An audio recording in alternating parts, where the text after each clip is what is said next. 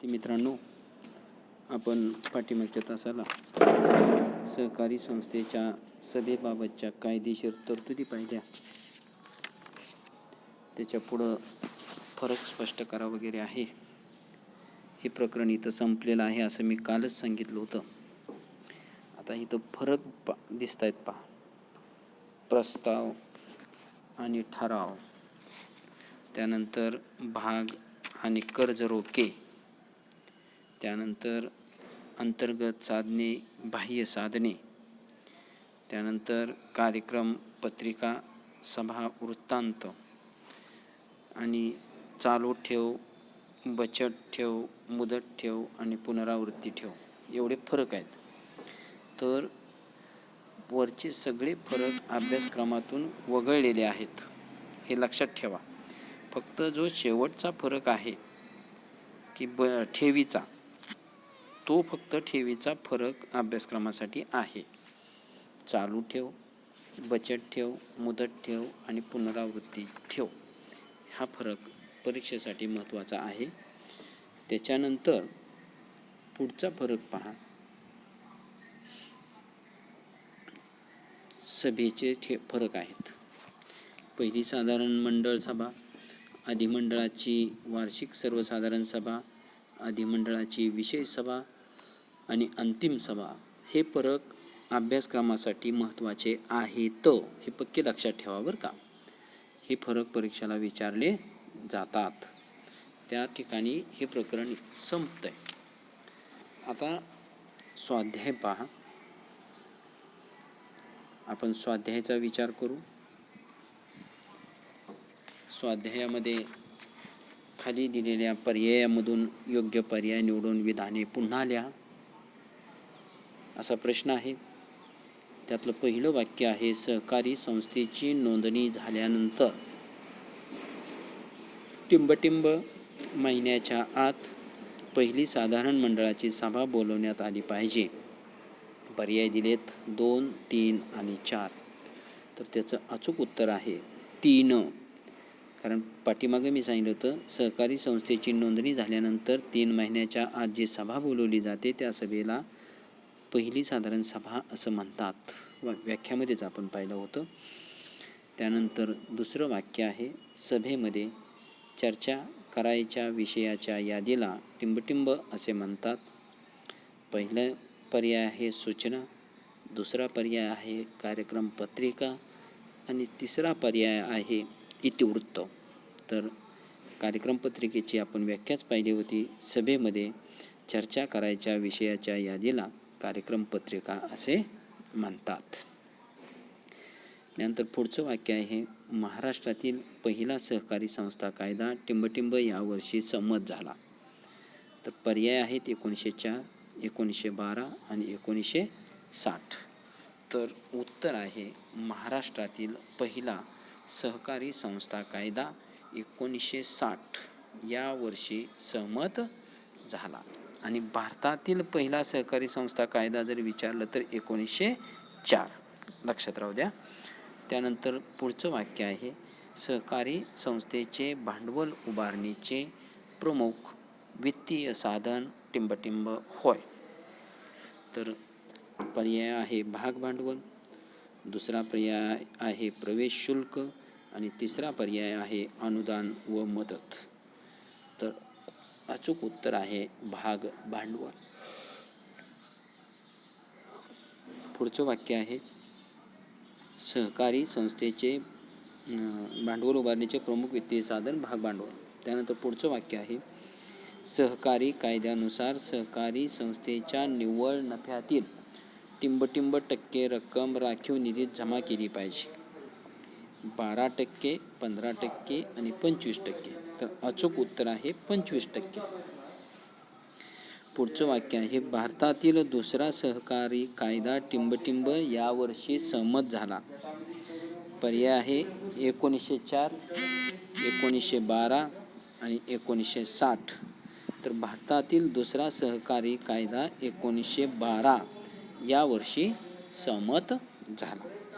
त्यानंतर 7वं वाक्य आहे, भांडवल उभारणीचे टिंबटिंब हे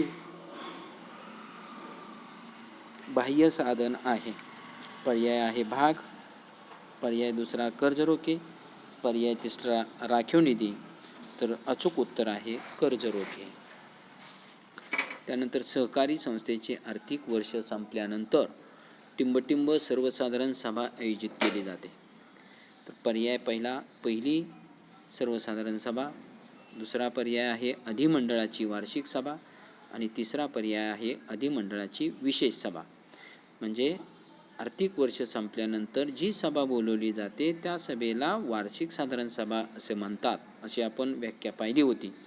म्हणून अचूक उत्तर आहे अधिमंडळाची वार्षिक सभा. अधिमंडळाची म्हणजेच सभासदांची वार्षिक सर्वसाधारण सभा. त्यानंतर पुढचं वाक्य आहे सभेतील कामकाजाची नोंद टिंबटिंब ठेवली जाते.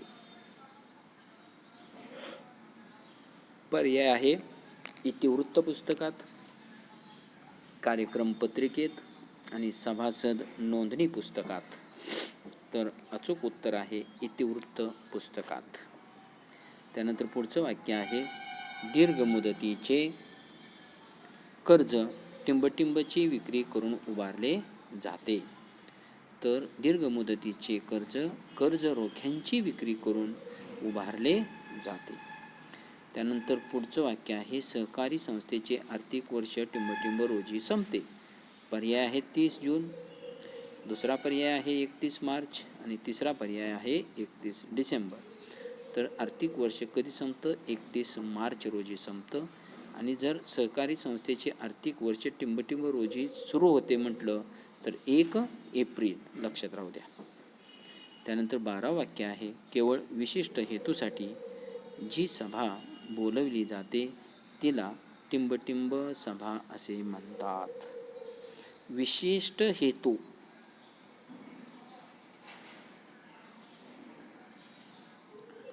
या बाबीसाठी ही सभा बोलवली जाते. तर पर्याय आहे पहिली सर्वसाधारण, त्यानंतर अधिमंडळाची विशेष साधारण आणि तिसरा पर्याय आहे अधिमंडळाची वार्षिक सभा. तर अचूक उत्तर आहे ब, अधिमंडळाची विशेष सभा. आणि शेवटचं वाक्य आहे पहिली सर्वसाधारण सभा टिंबटिंब बोलवतो. आता कोण बोलवतो? पर्याय आहे अध्यक्ष, दुसरा पर्याय आहे प्रवर्तक आणि तिसरा पर्याय आहे निबंधक. तर पहिली सर्वसाधारण सभा प्रवर्तक बोलवितो. त्यानंतर खाली दिले बघा योग्य जोड्या जुळवा. अ गटामध्ये 5 आकडे दिलेत, ब गटामध्ये 10 आकडे दिलेत. आता अ गट अधिमंडळाची वार्षिक सर्वसाधारण सभा. आता त्यातलं कोणतं ब गटातलं उत्तर बसते बा? महिन्यातून एकदा बोलवली जाते का राखीव निधी, चालू ठेव, लाभांश, व्याज, अंतिम सभा, अधिमंडळाची विशेष सभा, दरवर्षी बोलवली जाते, विकास निधी आणि घसारा. तर अधिमंडळाची वार्षिक सर्वसाधारण सभा दरवर्षी बोलवली जाते. म्हणजे 8 नंबरचं उत्तर ब गटातील बरोबर आहे. त्यानंतर अ गटातील ब आकडा ऋण परिशोधन अधिकारी. आपण पाहिलं होतं पा कुठली सभा कोण बोलवतं? तर ऋण परिशोधन अधिकारी अंतिम साधारण सभा बोलवतो. आठवते का बघा? अंतिम साधारण सभेमध्ये आपण पाहिलं होतं ते. तर मग आता इथं ब गटामध्ये आहे का अंतिम साधारण सभा? तर आहे पा 6 नंबरला अंतिम सभा. त्यानंतर तिसरं आहे भाग. आता भाग म्हणजे शेअर्स. तर शेअर्सवरला काय ब गटामध्ये उत्तर बसते पहा? तर शेअर्सला चौथा आकडा बसतोय पहा लाभांश. म्हणजे भागधारकाला काय मिळतो? लाभांश मिळतो. आणि पुढचं आहे कर्ज रोखे. आता कर्ज रोखेधारकांना भागधारकांना लाभांश मिळतो आणि कर्ज रोखेधारकांना व्याज मिळतं. तर 5वा आकडा आहे पहा व्याज. त्यानंतर 5वी जोडी आहे सहकारी संस्थेची संरक्षक भिंत. कशाला म्हणतात? तर पाठीमागं आपण पाहिलं होतं राखीव निधी. तर राखीव निधी 25% रक्कम राखीव निधीमध्ये गुंतवली पाहिजे असं आपण म्हटलं होतं. आणि आर्थिक अडीअडचणीच्या काळामध्ये हा निधी उभारता येतो. म्हणून राखीव निधीला सहकारी संस्थेची संरक्षक भिंत असे म्हणतात. मग राखीव निधी सहकारी संस्थेची संरक्षक भिंत, तर दुसरा आकडा आहे राखीव निधी. त्यानंतर पुढं आहेत आणखीन पुढच्या पानावरती जोड्या लावा. अ गटामध्ये दिले इतिवृत्त. इतिवृत्त तर ते त्याचं अचूक उत्तर आहे सभेतील निर्णयाचा कायदेशीर पुरावा. 10 नंबरचं ब गटातील पर्याय आहे. सभेतील निर्णयाचा कायदेशीर पुरावा काय आहे? इतिवृत्त. त्यानंतर ब अध्यक्ष. काय काम करतो अध्यक्ष? तर तो सभेवर नियंत्रण ठेवतो. 6 नंबरचं वाक्य आहे. ब गटामधील पर्याय सभेवर नियंत्रण. त्यानंतर क आहे चिटणीस. चिटणीसाचं काम काय आहे? तर इतिवृत्त लिहिण्याची जबाबदारी कोणाची असते? तर चिटणीसाची असते. म्हणून ब गटातील दुसरा पर्याय बरोबर आहे, इतिवृत्त लिहिण्याची जबाबदारी. त्यानंतर गणपूर्ती. तर गणपूर्तीला ब गटातील कोणतं वाक्य आहे योग्य? सभेसाठी किमान आवश्यक संख्या, म्हणजे सभा कायदेशीर ठरण्यासाठी किमान आवश्यक संख्या असली पाहिजे, त्याला गणपूर्ती म्हणायचं. म्हणून 8 नंबरचं उत्तर बरोबर आहे ब गटातील. आणि 5वा आकडा आहे कार्यक्रम पत्रिका. कार्यक्रम पत्रिका म्हटलं की ब गटातील पहिल्या 1 नंबरचं आहे सभेतील विषय सूची, म्हणजे कार्यक्रम पत्रिका. त्याच्यानंतर खाली आणखीन जोड्या आहेत पहा. अ गटामध्ये अंतिम सभा. अंतिम सभेसाठी संस्थेचा शेवट, ब गटातील संस्थेचा शेवट. त्यानंतर अधिविकर्ष सवलत कुणाला मिळते? चालू ठेवीदाराला मिळते. आपण पाहिलं होतं पहा, चालू ठेव. त्यानंतर महाराष्ट्र सहकारी संस्था कायदा कधी लागू झाला? 1960, 10 नंबरचं. त्यानंतर अधिमंडळाची विशेष सभा तर कधी बोलवली जाते? सभासदांच्या मागणीवरून, 7 नंबरचं वाक्य. आणि शेवटचं आहे भाग भांडवल. तर भांडवल उभारणीचं ते अंतर्गत साधन आहे. 6 नंबरचं उत्तर बरोबर आहे.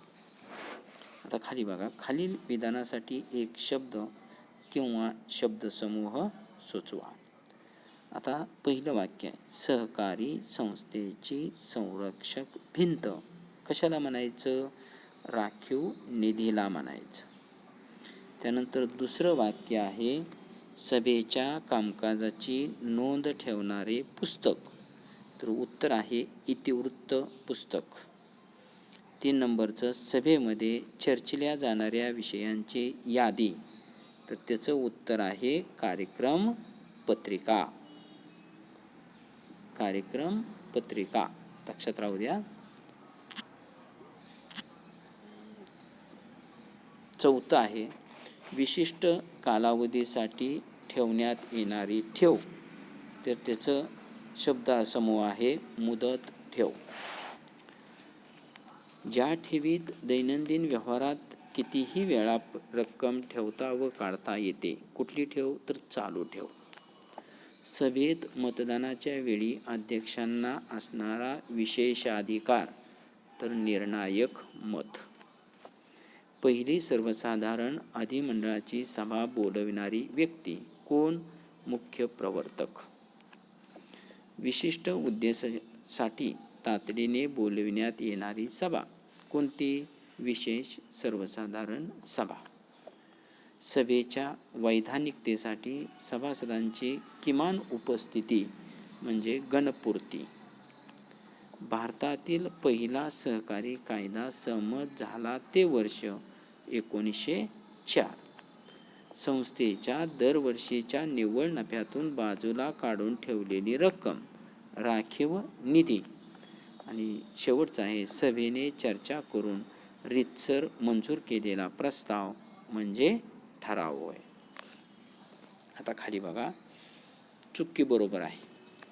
सर्व सहकारी संस्थांना कर्ज रोखे विक्रीतून भांडवल उभारता येते, बरोबर. संस्थेच्या सभांचे इतिवृत्त लिहिण्याची जबाबदारी अध्यक्षांची असते, चूक. तर जबाबदारी कोणाची असते? सचिवाची असते. कार्यकारी समिती उपसमिती नेमू शकते. बरोबर. सहकारी संस्थेच्या अध्यक्षास निर्णायक मताचा वापर करता येत नाही. आपण करता येतो म्हटलंय म्हणजे वाक्य चूक आहे. भागधारक हे सहकारी संस्थेचे सावकार असतात.